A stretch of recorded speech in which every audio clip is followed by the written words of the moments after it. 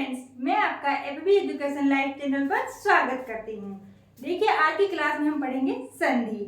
संधि का नाम सुनते ही हम ये सोचते हैं कि काश कोई ऐसी ट्रिक होती जिससे हम संधि को भाई देखते ही बता पाते।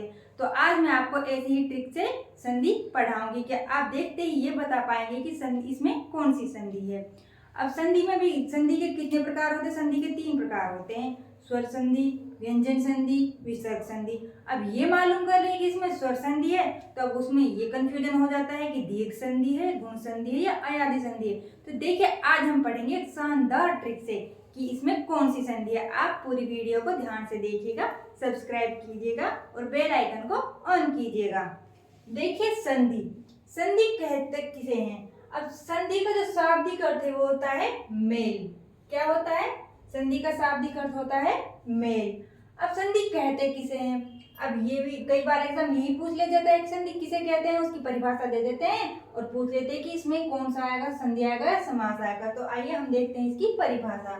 देखिए, दो निकटवर्ती वर्णों के परस्पर मेल से जो विकार यानी परिवर्तन होता है। विकार होता है यानी परिवर्तन। आप ये ना सोचें विकार कहते हैं किसे, विकार यानी परिवर्तन उत्पन्न होता है उसे संधि कहते हैं।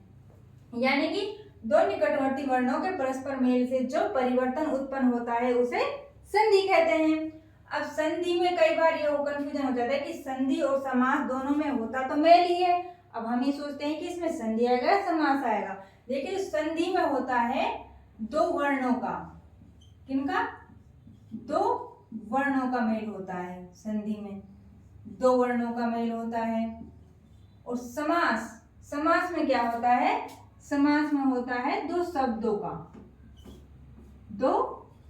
का मेल होता है। दो शब्दों का मेल। तो इसमें हमें अब कंफ्यूजन नहीं होगा कि इसमें समास आएगा या संधि आएगा।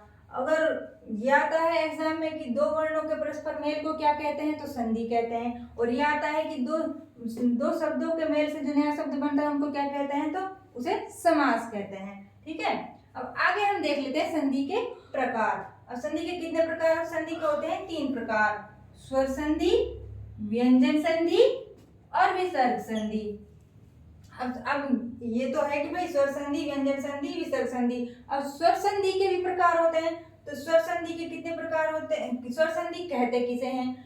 जो स्वर संधि किसे कहते हैं? दो स्वरों, देखिए इसमें दो स्वर ही आएंगे, व्यंजन नहीं आएगा। स्वर संधि में दो स्वरों के मेल से जो विकार या परिवर्तन, आप विकार को परिवर्तन भी बोल सकते हैं, होता दो स्वरों के मेल से जो विकार या परिवर्तन होता है उसे स्वर संधि कहते हैं। अब स्वर संधि के प्रकार कितने होते हैं? स्वर संधि के होते हैं 5 प्रकार। कितने प्रकार होते हैं? 5 प्रकार। देखिए, जो स्वर संधि के प्रकार है वो है, पहला है गुण संधि, दूसरा है दीर्घ संधि, तीसरा है यण संधि और चौथा है वृद्धि संधि और पांचवा है अयादि संधि। अब देखिए, जो इसमें हमें कंफ्यूजन ये हो जाता है कि अब हम ये मालूम कर लें कि ये स्वर संधि है। तो स्वर संधि में भी हम ये सोचते हैं कि इसमें गुण संधि है या फिर यण संधि है। तो मैं आपको आज ऐसी ट्रिक बताऊंगी कि आप देखते ही ये पहचान जाएगी कि इसमें कौन सी संधि है। देखिए, जो पहला गुण संधि अब कहता है किसे है, पहले तो हम ये भाई इसकी परिभाषा है, उसी के आधार पर इसको याद करने की कोशिश करते हैं। याद हो जाता है तो ठीक है, वरना अपनी ट्रिक तो है ही। देखिए, गुण संधि कहते किसे हैं? देखिए, ए या आ के जब प्लस में जब प्रथम पद होता है उसमें अंतिम स्वर होता है, जो ए या आ के बाद अगर ई या ई आ जाता है तो उसका ए हो जाता है। ठीक है, और जो ए या आ के बाद प्रथम पद में ए या आ के बाद द्वितीय पद में प्रथम स्वर आएगा तो वो उ या उ हो तो ओ हो जाता है, और ए या आ के बाद री आ जाता है तो वो अर हो जाता है। अब ये तो है इसका नियम। अब ये आपको याद हो जाता है तो अच्छी बात है, लेकिन इसमें हम तब याद करते हैं तब तो याद कर लेते हैं, लेकिन एग्जाम में कंफ्यूजन हो जाता है कि इसमें यण आएगा या गुण आएगा। तो देखिए, इसकी एक शानदार ट्रिक है। पहले तो इसका एक नोट आप लिख लीजिएगा कि जो प्लस के बाद, धन के बाद, इसको धन बोलते हैं हिंदी में, प्लस के बाद ईश, इच्छा, ईप्सा, ईश्वर अगर ये शब्द आते हैं तो इनका जो ई है ना, ई, ये वाला ई, ये बड़ा ही आएगा, छोटी ई नहीं आएगी इसमें, इसमें बड़ी ई आएगी। और जो प्लस के बाद अगर उधारू, ऊष्मा, ऊर्जा, उर्मी, उरु, इनके उ बड़े ही आएंगे, छोटे नहीं आएंगे। तो इनमें आपको कंफ्यूजन नहीं होगा कि एग्जाम में अक्सर कर इनसे ही संबंधित क्वेश्चन आ जाते हैं कि इसमें उधर आएगा या ऊष्मा आएगा, इसमें छोटा हो या बड़ा हो, तो आपको इनमें कंफ्यूज नहीं होना है, इनको आपको याद कर लेना है। अब देखिए हम जो गुण संधि के उदाहरण है वो देख लेते हैं। देखिए जो फर्स्ट उदाहरण है राकेश। अब हम ये ट्रिक अपनी ये है कि जो किसी भी शब्द पर, किसी भी शब्द के सेंटर अक्षर पर अगर आपको एक मात्रा दिखाई देती है तो उसमें होती है गुण संधि। कितनी मात्रा? एक मात्रा। देखिए जो राकेश है, राकेश में जो ये के है ये सेंटर में है तो इसकी एक मात्रा लगी हुई है, तो हम इसको देखते ही कह सकते हैं अरे इसमें तो गुण संधि है, हम पता लगा लेंगे। और दूसरा है जो महेंद्र, महेंद्र में भी एक ही मात्रा है, तो अब भाई हम देखते हैं कि इसके सेंटर वर्ड पर एक मात्रा है, तो हम देखते ही ये बता सकते हैं कि इसमें गुण संधि है। और महोर्जा, अब ये ओ महोर्जा में भी देखिए ये ऊपर एक ही मात्रा है, तो हम इसको देखते ही बता सकते हैं कि इसमें गुण संधि है। ठीक है। अब ग्रीष्म ऋतु, ग्रीष्म ऋतु में देखिए ये रे है, ये रे को देखते ही हम ये पता लगा सकते हैं क्योंकि जो अगर इसी लाइन के ऊपर रे आता है तो उसमें गुण संधि होती है। और महर्षि में अगर इस लाइन के ऊपर इसमें भी ऊपर है तो इसमें भी गुण संधि आएगी। इस तरह से हम जो गुण संधि है उसको आसानी से देखते ही बता सकते हैं कि इसमें अगर एक मात्रा आ जाती है तो मात्रा के आधार पर इस ट्रिक को मैंने बनाया है। तो देखिए अब कई बार क्या होता है एग्जाम में कि इनका संधि विच्छेद पूछ लिया जाता है कि भाई संधि विच्छेद बताइए राकेश का। अब राकेश का संधि, अब हम ये जैसे राकेश का संधि विच्छेद होगा राका धन ईश, राका धन ईश। तो अब हम एग्जाम में देखिए, एग्जाम में अब जब क्वेश्चन आता है तो उसमें राका धन ईश भी, ईश ये वाला भी आता है और ईश ये वाला भी आता है। अब हम इन दोनों में कंफ्यूज हो जाते हैं कौन सा आएगा। तो देखिए मैंने आपको लिखवा दिया है जो ईश, इच्छा, इप्सा, ईश्वर, इनके ई बड़े होते हैं तो आपको इनको याद कर लेना है। बाकी जो ई आएंगे ना वो छोटे ही आएंगे, तो हम इसको एग्जाम में आसानी से इसका पता लगा सकते हैं। अगर हमें याद होगा कि ईश में बड़ी ई आएगी तो ये इस वाले को हम क्रॉस कर देंगे, ये वाला तो होगा नहीं, तो हम आसानी से इसको जो इसका संधि विच्छेद है इसको कर पाएंगे। अब ऐसे ही महेंद्र, महेंद्र का संधि विच्छेद होगा महा प्लस इंद्र। अब हमने ये तो याद किया ही हुआ है कि ईश, इच्छा, इप्सा, ईश्वर, इनके ई बड़े होंगे, तो हम आसानी से बता वहाँ एग्जाम में जो ऑप्शन है उसको सही कर पाएंगे कि महाधन इंद्र, इंद्र पे बड़ी ई नहीं आएगी, छोटी ई ही आएगी।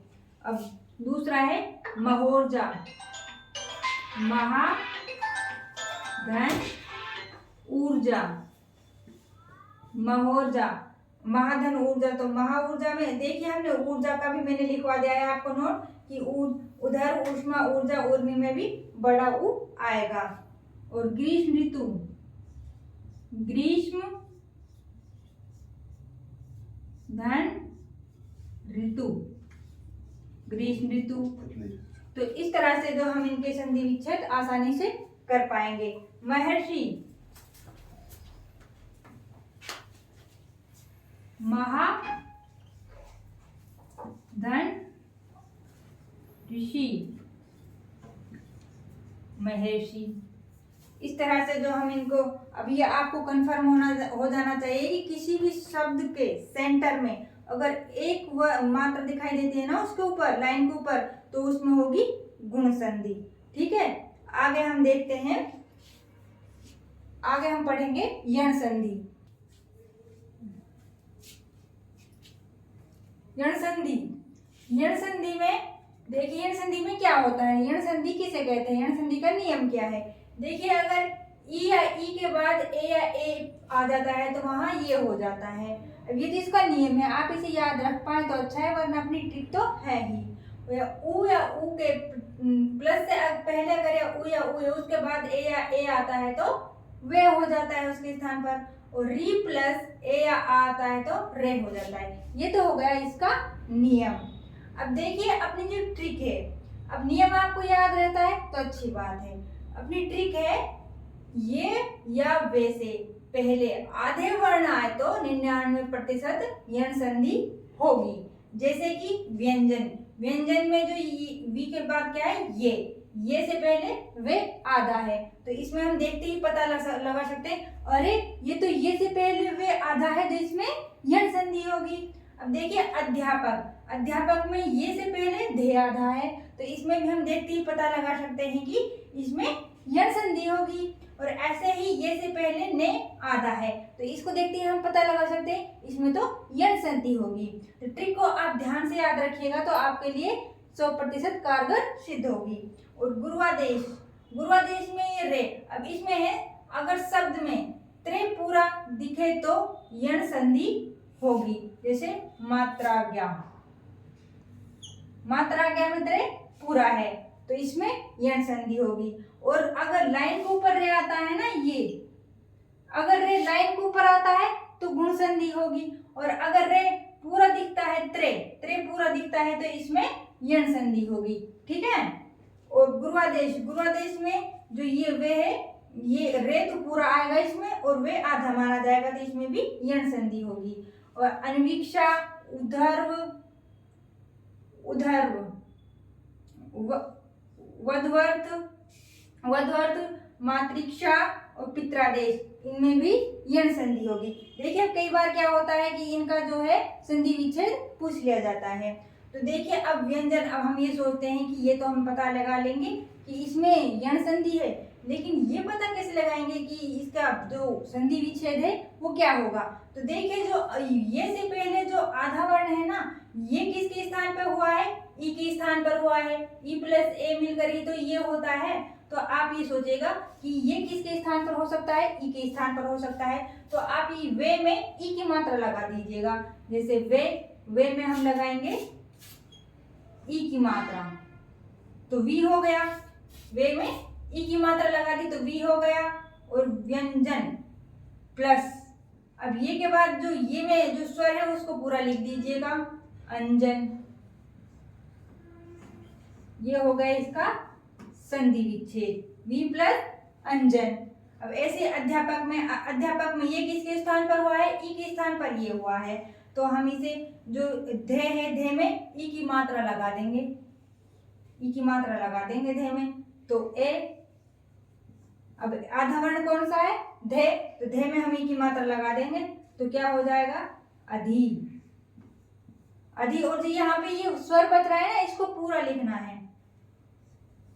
अब यहाँ आ बच गया, अधिधन आपक, अध्यापक। और न्यून, न्यून में ये तो पूरा है, ने आधा है। अब ये किसके स्थान पर हुआ है, ई के स्थान पर हुआ है, तो ने में ई स्वर जोड़ देंगे और इसको जो ये अगर अलग हो गया तो ऊन बच गया, प्लस ऊन, न्यून।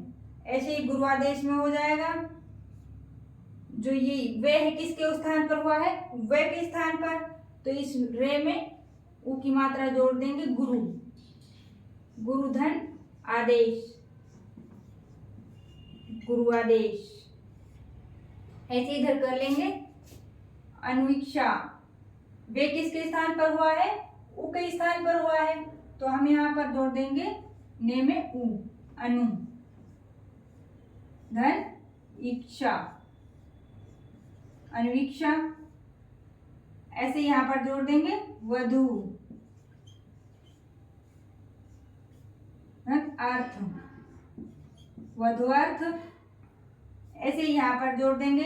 देखिए त्रि में त्रि, इसमें त्रे पूरा आएगा लेकिन उसमें त्रे है, री की मात्रा लगेगी ते में, मातृ। ये मोस्ट इंपॉर्टेंट है आपके लिए, अक्षर कर ये पूछा जाता है, ये त्रे वाले शब्द अक्षर कर पूछे जाते हैं। मातृ धन इच्छा, मातृक्षा।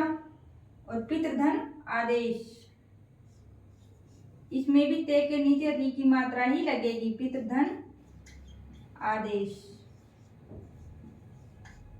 पित्रादेश। ये हो गई अपनी यण संधि। तो आप इस ट्रिक को याद रखिएगा, आपको जरूर एग्जाम में ये कारगर सिद्ध होगी। आगे हम पढ़ेंगे वृद्धि संधि। आगे हम पढ़ते हैं वृद्धि संधि। देखिए वृद्धि संधि में क्या होता है। वृद्धि संधि में अगर ए आ के बाद ए आई आता है तो आई हो जाता है, और ए आ के बाद प्लस क्या ओ औ आता है तो औ हो जाता है। देखिए इसकी ट्रिक है, अगर आपको नियम याद हो जाता है तो अच्छी बात है। तो इसकी ट्रिक है वो है, अगर शिरोरेखा यानी लाइन के ऊपर दो मात्राएं दिखती हैं तो वहां 99% वृद्धि संधि होगा। देखिए और इसमें ओ ये औ की मात्रा है और ये आई की मात्रा है। तो आप जब अगर शिरोरेखा के ऊपर यानी लाइन के ऊपर अगर दो मात्राएं दिखती हैं तो वहां वृद्धि संधि होगा, और अगर एक मात्रा दिखती है तो वहां होगी गुण संधि। अगर दो मात्राएं हैं तो 99% वृद्धि संधि होगी। और ये जो नोट है, ये नोट है, इसको आप नोट कर लीजिएगा कि अगर प्लस के बाद औषध, औद्योगिक, औदार्य, औन्नत्य ही बड़े आएंगे, बाकी हैं जो ओ छोटे ओ आएंगे, औ नहीं आएगा, ओ आएगा। ठीक है। देखिए जैसे हितैषी, हितैषी में जो सेंटर में जो वर्ड है इसमें कितनी मात्राएं हैं, दो मात्राएं हैं, तो हम देखते हैं ये पता लगा सकते हैं। और इसमें तो वृद्धि संधि है, और अगर मान लो इस पे एक मात्रा होती तो हम कहते हैं इसमें तो गुण संधि है। ठीक है। तो सदैव, सदैव में हम देखते हैं मात्रा देखते ही पता लगा सकते हैं इसमें तो वृद्धि संधि है। और विश्ववेक्य में भी वृद्धि संधि है। वसुदेव में भी मात्राएं देखते हम बता सकते हैं कि इसमें वृद्धि संधि है। इसी तरह से घृतोदन, घृतोदन में भी देखिए औ, घृतोदन, घृतोदन में भी औ की मात्रा आ रही है, दो मात्राएं हैं, तो इसमें भी वृद्धि संधि बता सकता है। गंगेश्वरी, गंगेश्वरी में देखते ही बता सकते हैं कि इसमें वृद्धि संधि है। मंत्रोषधि, मंत्रोषधि में भी ये दो मात्राएं हैं, तो इनको देखते हम बता सकते हैं कि ये वृद्धि संधि है। और राकोनत्य, राकोनत्य में दो मात्राएं हैं, तो इसे देखते हम बता सकते हैं कि इसमें वृद्धि संधि। इस तरह से आज हमने गुण संधि, यण संधि और वृद्धि संधि पढ़ ली है। आगे की क्लास में हम पढ़ेंगे बाकी की संधियां। तो चैनल को लाइक करिए, सब्सक्राइब करिए। तब तक के लिए धन्यवाद।